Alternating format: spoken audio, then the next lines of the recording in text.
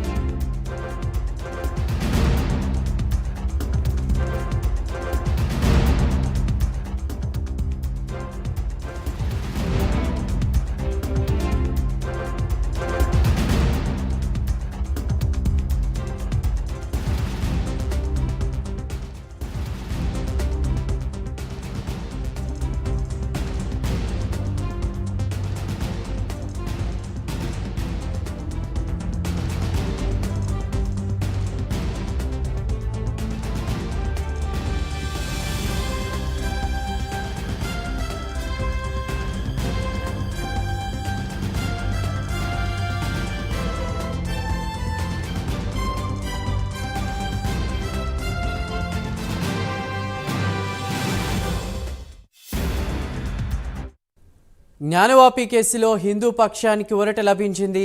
జ్ఞానవాపి కాంప్లెక్స్లో పూజలు చేసేందుకు హైకోర్టు గ్రీన్ సిగ్నల్ ఇచ్చింది. ఈ మేరకు అంజుమన్ మసీద్ కమిటీ పిటిషన్ను అలహాబాద్ హైకోర్టు కొట్టివేసింది. పూజలకు అనుమతించిన వారణాసి జిల్లా కోర్టు ఆదేశాలపై స్టే ఇవ్వడానికి కోర్టు నిరాకరించింది.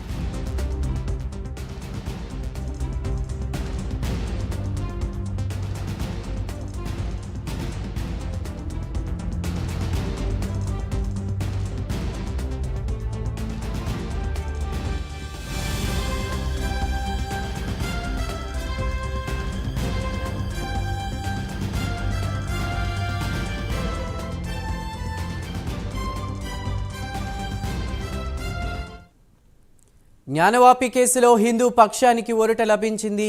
జ్ఞానవాపి కాంప్లెక్స్లో పూజలు చేసేందుకు హైకోర్టు గ్రీన్ సిగ్నల్ ఇచ్చింది. ఈ మేరకు అంజుమన్ మసీద్ కమిటీ పిటిషన్ను అలహాబాద్ హైకోర్టు కొట్టివేసింది. పూజలకు అనుమతించిన వారణాసి జిల్లా కోర్టు ఆదేశాలపై స్టే ఇవ్వడానికి కోర్టు నిరాకరించింది. మరిన్ని వివరాలు మా ప్రతినిధి సిరాజ్ లైవ్ ద్వారా అందిస్తారు.